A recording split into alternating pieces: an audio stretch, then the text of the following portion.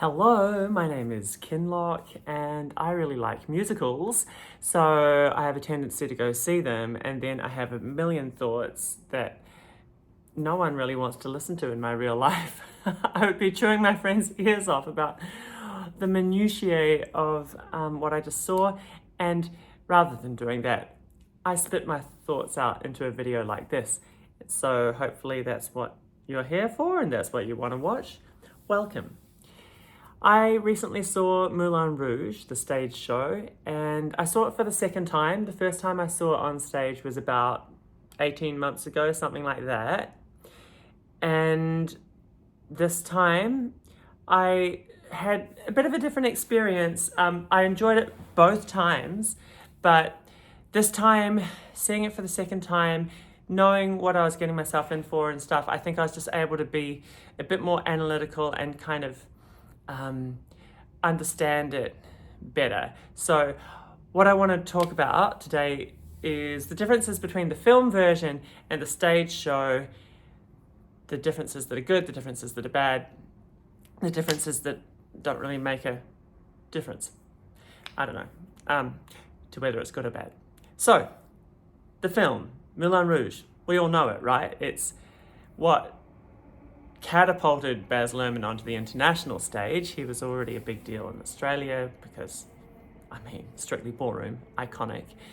But Moulin Rouge really broke through in so many ways. It's oh my gosh. His whole brand is just personified by the film, which is extra, sing all about it, right? Is that his brand? I think it's his brand. Well, I say it is. So the stage version certainly lives up to that kind of style of just everything being larger than life. The main differences between the film and the stage version are in the ways that the different roles get characterized. So, for instance, it's all the same characters, they've all got the same names, they kind of essentially do the same things. But there are some quite pertinent differences between the way those parts are portrayed. So some of them are small, like Christian in the film, played by Ewan McGregor. He's British, right? Whereas in the stage version, he's American. Does that make much of a difference?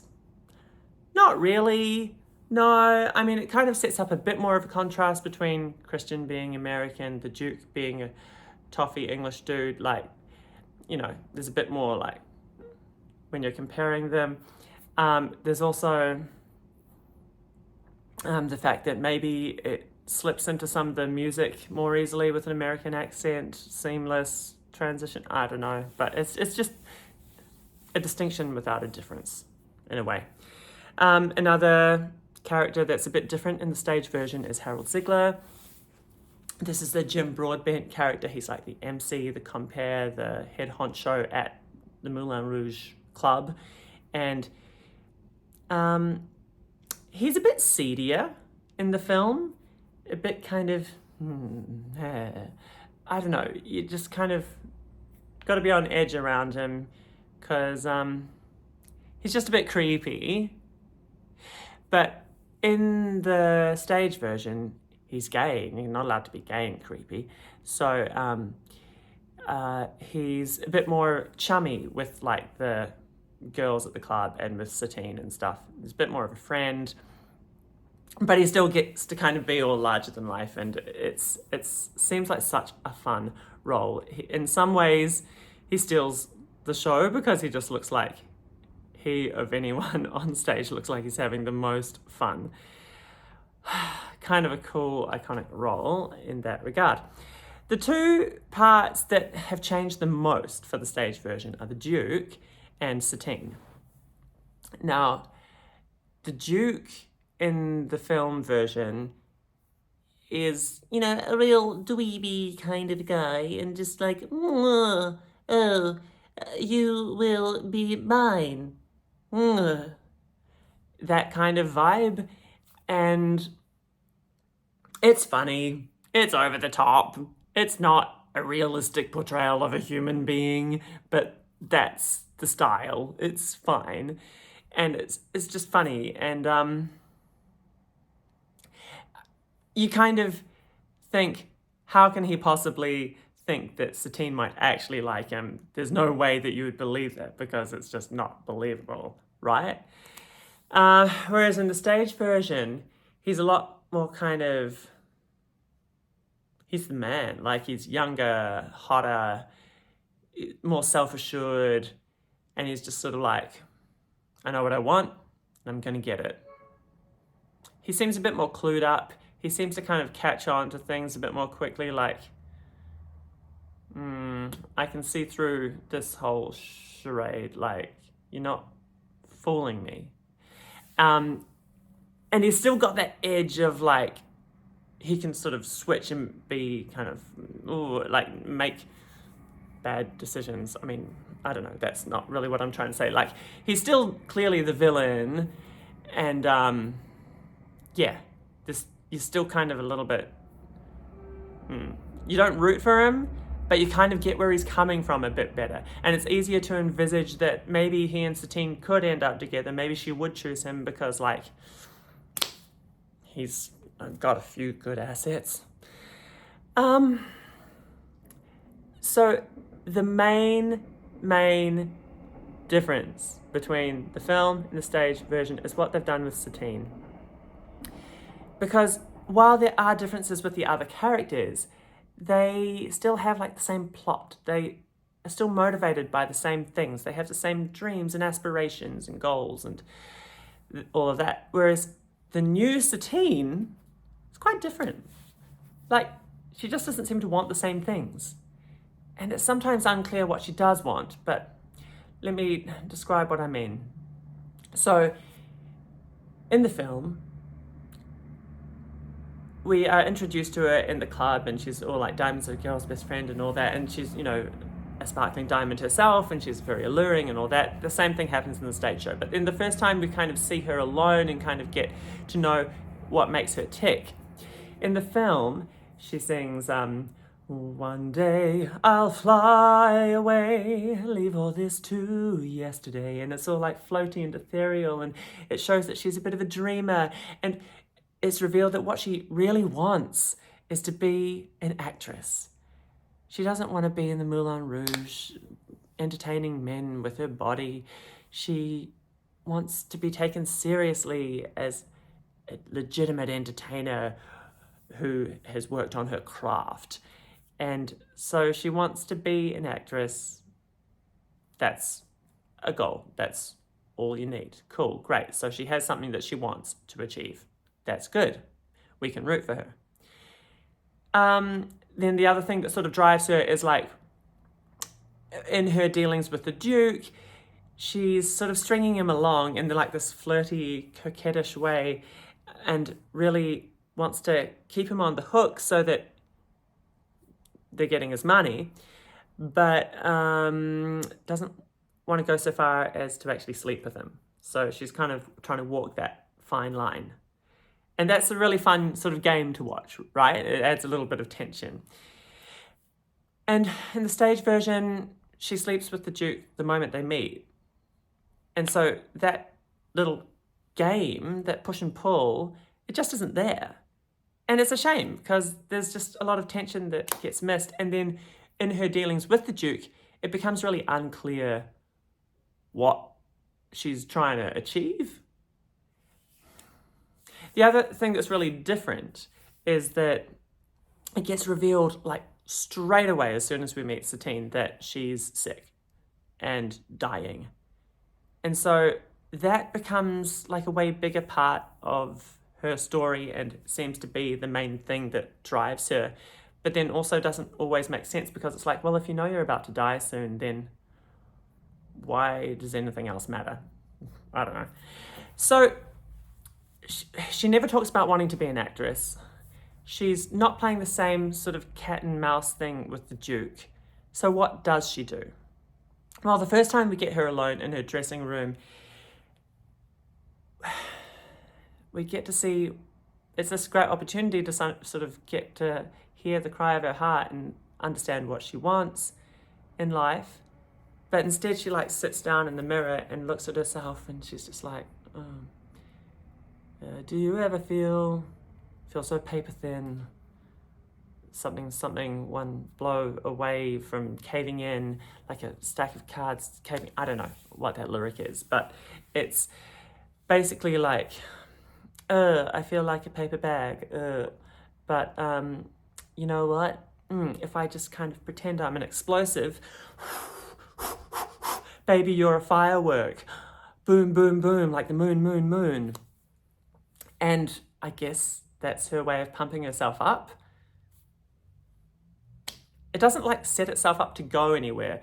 I mean, that's not like female empowerment, yeah, or anything. It's just like, I'm tired and sick and dying, but I'm not ready to admit that and I want to keep trucking on. So explode with fervor and energy out of nowhere. I don't know. Like, to me, it's a great moment vocally, sure, but it doesn't achieve anything about an insight into what drives her and makes her tick as a person. Whereas one day I'll fly away, that tells us what she wants. And so it seems like such a shame that's been changed. And I don't really understand what the reason would be. One day I'll fly away. Maybe they couldn't get the rights. I mean, I don't know. Like, this leads us to the music. So, there are so many iconic songs in Moulin Rouge, the film, and most of those songs make it into the stage version. But then there's also a whole lot of extra new music that makes it into the stage show, like more contemporary music. And I think that's a great choice to kind of just add more and more and more. That's very on brand for Baz. And a lot of the new musical choices really work. They're really good and I like them, and it leads to some incredible vocal moments. Man, this show must be hard to cast because what they're demanding of the vocalists is insane. Like, there's so many different styles of music that they have to master, and you know, the range is just wow. So the cast all did a phenomenal job in that regard. Yeah, so why are we singing Katy Perry instead of like having a moment that tells us anything about anything? Like, the thing about Firework, the song, is it's just kind of a self-contained moment. It doesn't lead anywhere. So that's a shame, seems like a missed opportunity. The other notable exception or notable omission when it comes to the music, like the only other major song that seems like, oh, why didn't that make it into the stage version, is Like a Virgin. But then, I mean, that's Madonna. Like, maybe it's a rights thing. Maybe that is a harder song to get. Also, it doesn't, I mean, it gets replaced by something that works really well in its place, so it's fine.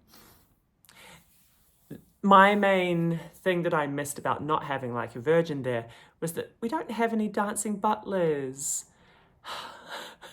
I really would have liked for the ensemble in the stage show to have a few moments where they got to do stuff as other characters and set that scene, because that's one of the things I really love about musicals, is when the ensemble appear on stage as different characters and kind of set the scene by creating this world. And you know, in one scene, they are, I'm thinking of Chess, the musical, like in one scene they're the press and they're taking photos and, you know, reporters hounding the central characters. And then in another scene, they are dancing in a Bangkok nightclub. And you know, they're setting the scene by just being lots of bodies on stage. And pretty much every time the ensemble do anything in Moulin Rouge, they're doing it as the Moulin Rouge dancers, like the chorus girls and the gentlemen at the club. It's a shame. I would have liked some dancing butlers just for a bit of variety. But whatever. Like a Virgin, don't need her. Okay. One of the other major changes that I found a bit odd and thought was mostly just a missed opportunity.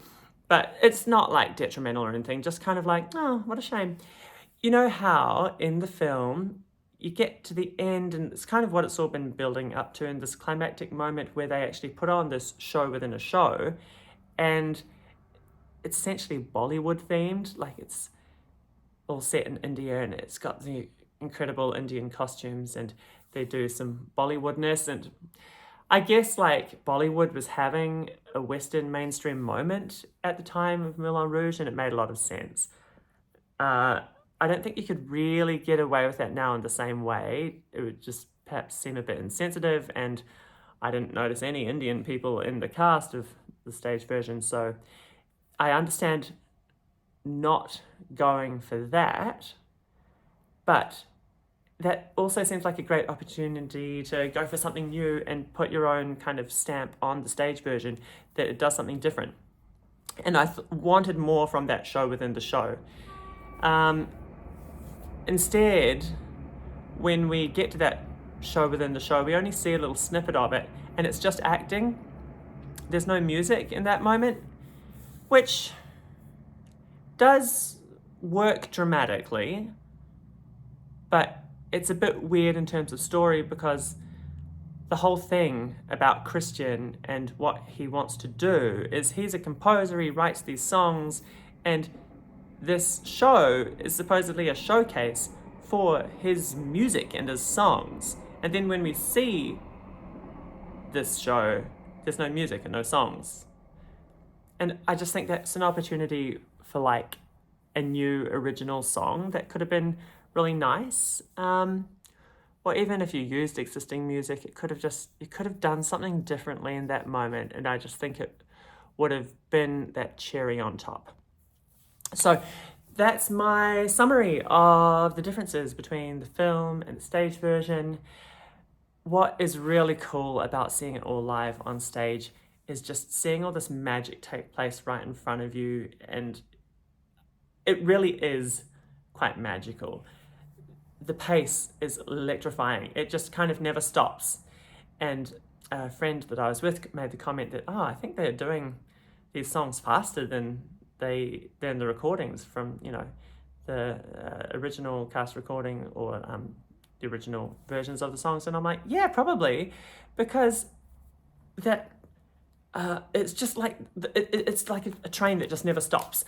And you just kind of get on, you buckle in, and you just kind of get swept along with it. And it's great. I really like that aspect of things. And, they employ all the kind of expected stage tricks like confetti and people dangling from the sky.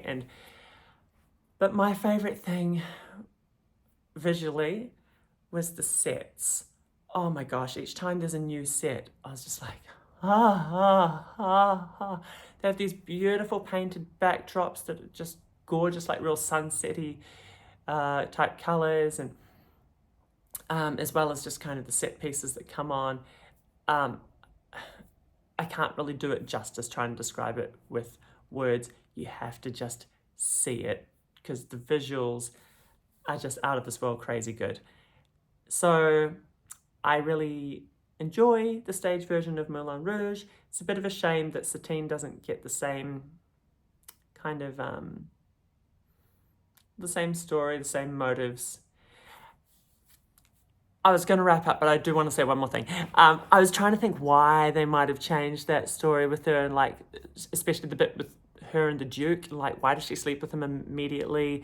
And I thought maybe they were going for like a sex positive kind of thing, like, it doesn't matter if they've slept together, it doesn't mean that they're in love, or like a sex work is real work kind of message.